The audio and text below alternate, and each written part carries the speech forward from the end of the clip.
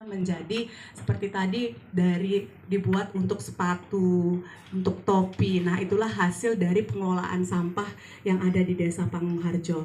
Mungkin nanti Bapak mungkin berkenan dapat menyampaikan bagaimana cara mengelola sampah tersebut sehingga dapat menghasilkan cuan, Pak ya. Istilahnya seperti itu. Jadi zaman sekarang ini kan bagaimana kita di desa selain ada dari BUMDes juga kita harus dapat mengelola apa yang bisa kita kelola. Jangan sampai istilahnya kalau memang udah sampah, ketika kita dapat mengelola sampah itu dengan baik, maka dapat menghasilkan hasil yang lebih baik juga. Karena mohon maaf mungkin di desa kami juga karena ada juga tempat bukan di yang kita lihat Pak ya, karena mungkin tidak bagus dalam pengelolaan sampah. Yang ada mungkin kesannya mungkin kalau di sana ada TOS, tempat pembuangan sampah itu, tempat olah sampah. Jadi kesannya mungkin menjijikkan seperti itu. Kalau memang dari kitanya bisa mengelola sampah itu dengan baik, jadinya yang kesannya pembuangan sampah yang menjijikkan atau mungkin pasti aromanya ketika kita bisa mengelola, mungkin kita bisa mengurangi aroma tersebut, mungkin seperti itu. Kemudian yang kedua juga kami tentang sosial, tentang budaya, tentang teknologi dan lain sebagainya. Salah satunya adalah melalui pemanfaatan sampah. Yang karena kita tahu bahwa 28.000 jiwa itu setiap hari setiap orangnya memproduksi sampah, sehingga di tahun 2013 kita mendirikan Badan Usaha Milik Desa yang bergerak pada jasa pengelolaan lingkungan.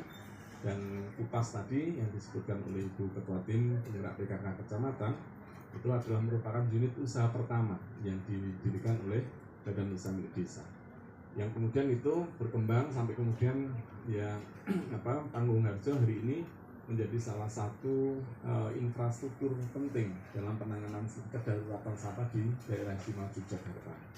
Jadi perlu kami sampaikan sekaligus permohonan maaf Bapak Ibu sekalian. Jadi sejak April kemarin itu keberadaan TPA Piungan itu ditutup, sehingga kemudian penanganan sampah sebagian itu ada di Pangungharjo gitu ya, penanganan sampah di kota Jogja itu di Pangungharjo. Dan banyak sekali mungkin tumpukan-tumpukan sampah liar di banyak-banyak tempat itu karena memang hari ini kita sedang berhadapan dengan situasi kedaruratan dan kita sedang menyiapkan satu instalasi pengelolaan sampah itu kapasitas sekitar 200-an ton per hari. Kalau di akhir bulan Agustus ini sudah bisa beroperasi gitu ya. Bagaimana kita memanfaatkan bentang sosial dari warga desa. Jadi aktivitas sosial menghasilkan sesuatunya kemudian kita manfaatkan, dikelola oleh Badan Usaha Milik Desa.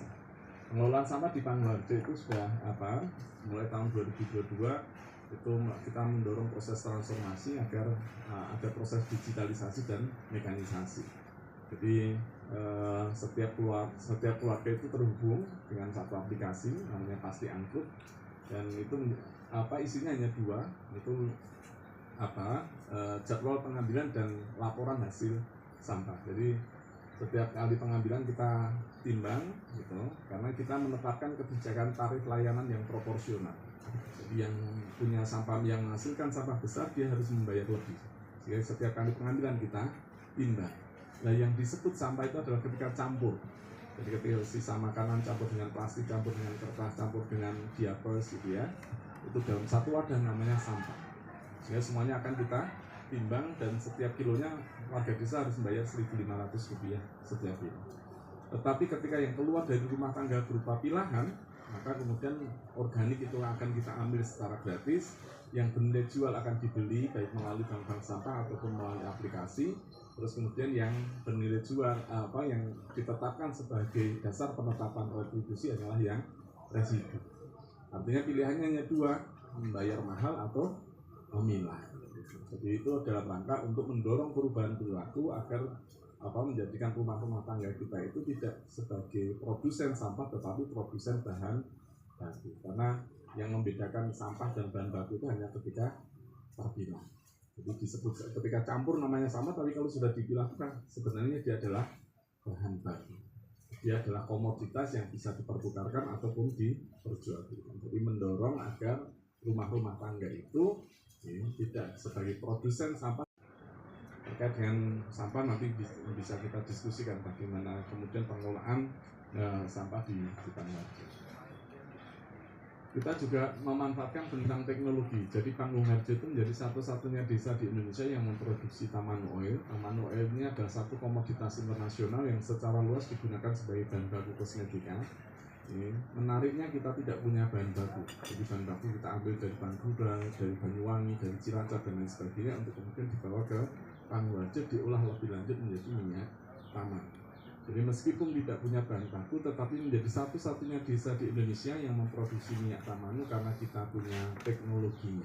Jadi kebetulan ada warga desa yang pintar dalam pengembangan teknologi tepat guna, yang kemudian mereka kita dorong, kita arahkan agar bisa menciptakan satu alat yang bisa mengolah buah nyamplung menjadi minyak taman. Ini adalah contoh bagaimana Panggung Harjo memanfaatkan tentang teknologi dari warga desa. Kita juga memanfaatkan tentang budaya. Jadi keragaman nilai maupun ekspresi kebudayaan yang ada pernah lahir di Panggung Harjo itu kemudian kita kemas, khususnya yang terkait dengan 3 hal, sandang, pangan, dan papan, itu kemudian kita hadirkan di Kampung Mataraman ini. Jadi Kampung Mataraman ini adalah upaya kita untuk memanfaatkan tentang budaya dari warga desa.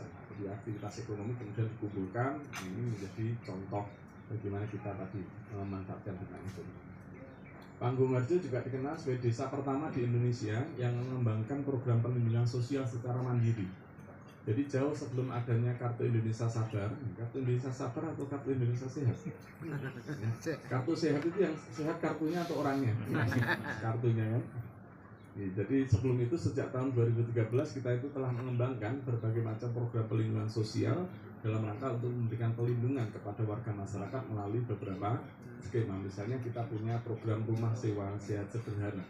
Jadi karena karakteristik kemiskinannya adalah kaum miskin kota, tidak punya rumah, tidak punya tanah, sehingga sebagian dari tanah-tanah desa kita itu kemudian kita dirikan rumah yang kemudian kita sewakan kepada warga desa. Di samping dalam rangka untuk meningkatkan akses atas hunian yang layak, rumah sewa sehat sederhana ini juga menjadi salah satu instrumen penting dalam rangka untuk mendidik warga desa, khususnya terkait dengan pengelolaan keuangan keluarga. Jadi para penghuni rumah sewa sehat sederhana ini hanya diberikan waktu untuk bisa tinggal di sana maksimal 5 tahun. Selama 5 tahun mereka harus membayar biaya sewa Rp750.000 setiap bulan. Dari 750.000, 300 digunakan sebagai biaya sewa, yang 450.000 itu digunakan sebagai tabungan warga desa. Sehingga harapannya dalam 5 tahun ke depan mereka memiliki cukup tabungan yang bisa digunakan sebagai pembayaran uang muka KPR bersubsidi. Jadi bagaimana warga desa yang dulunya tidak punya aset dipaksa untuk kemudian punya aset. Kita juga menjadikan Badan Usaha Milik Desa kita itu sebagai bagian dari program jaring pengaman sosial, khususnya dalam rangka untuk meningkatkan akses sumber penghidupan yang layak kepada kelompok-kelompok rentan. Jadi dari sekitar 200-an tenaga kerja yang dilibatkan di Badan Usaha Milik Desa itu 60%-nya berasal dari kelompok-kelompok rentan. Jadi ada lansia, ada perempuan, kepala keluarga, ada kawan-kawan difabel, terus kemudian juga ada pemuda putus sekolah dan lain sebagainya yang kita tahu akan ada yang ODGJ dan lain sebagainya. Yang kita tahu mereka itu relatif punya keterbatasan akses untuk memperoleh sumber penghidupan yang layak ketika bekerja di luar desa. Sehingga kemudian ini menjadi upaya kita untuk menjadikan BUMDes tidak hanya dalam rangka untuk mencari sumber penghidupan, mencari sumber-sumber pendapatan asli desa, tetapi sekaligus sebagai bagian dari jaring pengaman sosial. Kita juga ada program perlindungan dalam bidang kesehatan. Kita punya perawat desa yang kita berikan tugas untuk memberikan asuhan keperawatan kepada 40-an lansia dengan ketergantungan, untuk memastikan para lansia itu berada dalam kondisi hunian yang layak, memperoleh asupan pangan yang cukup, serta berada dalam kondisi kesehatan yang termonitor. Termasuk kemudian sejak tahun 2019 kita memberikan tambahan asupan pangan. Jadi setiap jam 11 siang dan jam 4 sore para lansia itu senantiasa kita kirim ransum makan, dan itu berlangsung sepanjang tahun. Jadi selama setahun kita hanya libur 2 kali, yaitu di Lebaran Idul Fitri dan Lebaran kita kirim ransum makan. Kita juga ada program perlindungan kesehatan ibu dan anak. Jadi seorang ibu hamil di Panggung Harjo itu berhak atas layanan paripurna, 7 kali pemeriksaan kehamilan, 1 kali persalinan normal, 2 kali pemeriksaan nifas, dan 5 imunisasi lengkap untuk si bayi secara gratis di 2 rumah bersalin yang ada di Panggung Harjo. Jadi kalau misalnya ada seorang ibu hamil, sebenarnya dia cukup datang ke kantor desa, bisik-bisik sama Pak Lurah, Pak Lurah saya hamil. Itu cukup itu, karena tidak ada proses verifikasi. Gitu. Jadi Itu setengah jam kemudian kita terbitkan kartu pengantar gitu. Nah, itu susahnya jadi kepala desa di Pamuharjo. Warga desanya yang hamil, kepala desanya yang tanggung jawab. Kita juga ada program perlindungan dalam bidang pendidikan melalui program Satu Rumah Satu Sarjana. Jadi ada asuransi pendidikan, beasiswa pendidikan, bantuan pendidikan tunai maupun kerjasama dengan beberapa perguruan tinggi negeri maupun swasta yang ada di Yogyakarta untuk memfasilitasi anak-anak kita untuk bisa kuliah di sana secara gratis sampai dengan lulus. Termasuk kemudian juga mendirikan, mengelola lembaga pendidikan non formal yang inklusif setara dengan KB, TK, SD, dan SMP. Bapak Ibu sekalian, kita juga mendorong lahirnya ruang-ruang sosial yang inklusif sehingga memungkinkan lansia, perempuan, terus kemudian anak-anak, teman-teman difabel, masyarakat sipil baik tingkat nasional, regional maupun internasional. Mulai dari ditetapkan sebagai penyelenggara terbaik Bina Keluarga Balita tingkat nasional di tahun 2013, terus kemudian ditetapkan sebagai juara Lomba Desa tingkat nasional di tahun 2014, ditetapkan sebagai desa inspiratif oleh Kementerian Desa di tahun 2016, tahun 2017 itu penyelenggara terbaik tingkat nasional untuk P2 KPKK, 2018 itu penyelenggara terbaik tingkat nasional untuk Bina Keluarga Lansia termasuk HKB, KPKes, sehingga kemudian memperoleh kartu utama tingkat 3 dari Menteri Dalam Negeri. Di tahun 2019 diundang ke Myanmar untuk memperoleh apresiasi dari ASEAN di Forum for ASEAN Leadership Awards, sebuah apresiasi yang diberikan kepada pemimpin yang berperan penting dalam pembangunan desa dan pengentasan kemiskinan. Di tahun 2020 itu menjadi satu-satunya desa yang memperoleh Sinovic dari Kementerian PAN dan RB terkait dengan inovasi pelayanan publik dalam penanganan COVID. Di tahun 2021 di samping ditetapkan sebagai desa pangan aman oleh Badan POM Republik Indonesia, kita juga ditetapkan sebagai desa anti korupsi pertama oleh KPK yang kemudian hari ini ada 10 desa di 10 provinsi yang setiap tahunnya didorong untuk mengikuti jejak Pamuharjo sebagai desa anti korupsi. Di tahun 2022 kita diundang ke Jerman untuk mengikuti internasional konferensi yang diselenggarakan oleh PBB terkait dengan Rural Agenda. Jadi bagaimana kemudian masyarakat dunia itu mendiskusikan masa depan desa. Di tahun 2023 kita diundang ke Taiwan terkait dengan teknologi akuisisi teknologi penanganan sampah. Lalu 1 bulan yang lalu Ibu Ketua Tim Penggerak PKK Desa diundang pulang dari Brunei terkait dengan membangun ekosistem terkait dengan menjadikan Pamuharjo sebagai pusat industri halal berbasis komunitas, dan RPK itu menjadi salah satu showcase-nya. Bapak Ibu sekalian, itu kira-kira beberapa gambaran awal tentang Pamuharjo. Untuk selanjutnya hadir juga di sini tim penggerak PKK Desa gitu ya, nanti sehingga kita berikan keleluasaan bagi Bapak Ibu sekalian tidak-tidaknya melakukan pemilahan sederhana. Dari hasil pilahan kemudian yang bisa diselesaikan mestinya diselesaikan sendiri, bisa dikomposkan di rumah ya harusnya dikomposkan sendiri di rumah. Nah, kalau tidak bisa baru kemudian menjadi tugas dan tanggung jawab dari lembaga pengelola sampah di tingkat dusun atau RT yang dalam hal ini dilakukan oleh bank sampah. Yang bisa dilakukan oleh komunitas selesaikan sendiri oleh komunitas, yang tidak bisa baru kemudian menjadi tugas dan tanggung jawab dari lembaga pengelola sampah di tingkat desa yang dalam hal ini dilakukan oleh Badan Usaha Milik Desa. Yang bisa diselesaikan oleh desa selesaikan sendiri oleh desa mestinya. Yang tidak bisa baru kemudian menjadi tugas dan tanggung jawab dari lembaga pengelola sampah di tingkat kabupaten. Jadi ada peta peran yang jelas terkait dengan siapa harus melakukan apa. Nah, dari framework ini gitu, kemudian termasuk kemudian Undang-Undang 18 tahun 2008 itu mengatur peran pemerintah. Jadi peran pemerintah itu meliputi fungsi regulasi, menetapkan aturan, memberikan pedoman, memberikan batasan-batasan, fungsi fasilitasi. Ya, harus kemudian ada fungsi insentif. Nah, dari framework ini kemudian melahirkan model bisnis yang kita implementasi mulai tahun 2013 sampai 2018. Keluarga diminta untuk melakukan pemilahan menjadi 3 jenis. Ada yang bernilai jual, sehingga bank sampah itu tidak ada tempatnya, tidak butuh tempat karena tidak ada penyimpanan, dia hanya aktivitasnya nimbang, nyatet, setelah itu langsung dibawa ke Badan Usaha Milik Desa. Sehingga keberadaan bank sampah itu bisa nempel di gardu ronda, nempel di musola, nempel di tempatnya kepala banjar dan lain sebagainya. Nah, yang tidak bisa diselesaikan oleh keluarga, yang tidak bisa diselesaikan oleh bank sampah, baru kemudian 2 hari sekali diambil oleh Badan Usaha Milik Desa kita untuk selanjutnya diolah di rumah pengelolaan sampah. Selama 5 tahun kita menjalankan fungsi regulasi. Ada peraturan desa yang mengatur tentang pedoman pengelolaan sampah dan penyelenggaraan bank sampah. Kita menjalankan fungsi fasilitasi. Setiap tahunnya dianggarkan alokasi anggaran yang cukup, 70-80 juta setiap tahun, untuk mendorong lahirnya lembaga-lembaga pengelola sampah di tingkat komunitas. Sehingga di Panguraharjo itu ada 68 unit bank sampah yang beroperasi di 119 RT. Itu jumlah desa dengan jumlah bank sampah terbanyak di Indonesia. Jadi satu desa ini bank sampahnya 68. Jadi artinya dalam batasan itu kita sudah menjalankan kewajiban kita, menjalankan fungsi regulasi, menjalankan fungsi fasilitasi. Tapi yang terjadi adalah hanya 18% keluarga-keluarga yang mau memilah. Lebih banyak keluarga-keluarga yang tidak mau melakukan pemilahan. Sehingga tahun 2019 kita menjalankan skema insentif dengan mengintegrasikan layanan bank sampah dengan tabungan emas. Jadi kalau sebelum September tahun 2019 mereka nabung nyetor ke bank sampah, dicatat berapa kilogram berapa rupiah.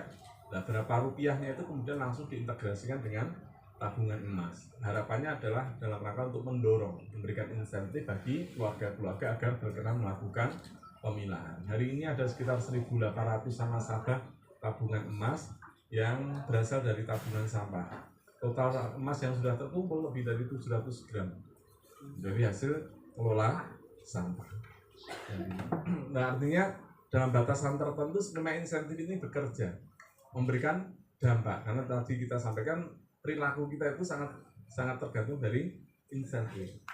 Kita kayak dosa neraka surga gitu kan, dosa ganjaran dosa pahala kayak gitu kan. Perilaku kan kita kan dibentuk oleh itu. Dulu kita berencana untuk memberlakukan skema disinsentif. Jadi dari 18% kemudian meningkat menjadi 39%. Artinya bekerja gitu ya. Dan tahun 2020 kita berencana memberlakukan skema disinsentif dengan cara itu yang memilah sampah dapat tabungan emas, yang tidak mau milah sampah retribusinya akan kita 2 kali lipatkan untuk memaksa lebih banyak lagi keluarga-keluarga agar berkenan melakukan pemilahan. Tapi karena ada pandemi, maka kemudian di tahun 2020 itu skema disinsentif yang kita tunda, yang kita lakukan adalah memperkuat skema insentif. Di tahun 2013 sampai dengan kira-kira 2022 itu kita ngurus mencukupkan prasyarat gitu kan, baru kemudian diatur. Nah itu meskipun demikian juga penuh dengan tantangan, tidak kemudian mulus-mulus gitu ya. Catatannya Pak Ibu sekalian. Jadi untuk menyelesaikan persoalan sampah kita itu butuh perbaikan di 4 infrastruktur. Yang pertama infrastruktur politik. Jadi desain kebijakan berupa regulasi, fasilitasi, insentif dan lain sebagainya itu menjadi penting. Yang kedua adalah infrastruktur sosial berupa partisipasi sosial. Bagaimana kemudian warga desa itu juga harus kemudian menunaikan tanggung jawab mereka. Yang ketiga adalah infrastruktur ekonomi. Harus ada satu entitas, satu lembaga ekonomi yang memang secara khusus mengurusi hitung-hitungan ekonominya agar ini terus berlanjut, terus berkembang. Itu kenapa di Panguraharjo itu di pengelolaannya ditempelkan di Bumdes agar kemudian dia bertanggung jawab untuk mencukupkan hitung-hitungan ekonomi hingga memastikan ini akan terus ada. Itulah infrastruktur sosial, misalnya bank sampah. Bank sampah itu adalah sistem sosial. Dia bukan entitas bisnis, dia bukan lembaga usaha. Jadi kan keren kan direktur bank sampah gitu. Kenapa bukan? Ada aspek infrastruktur politiknya, gimana sih kebijakannya, masyarakatnya gimana sih didorong terus gitu kan, termasuk juga bagaimana Bumdes bisa mengelola usaha secara baik. Baru kemudian alat didatangkan, tempat diluaskan dan lain sebagainya. Kira-kira itu.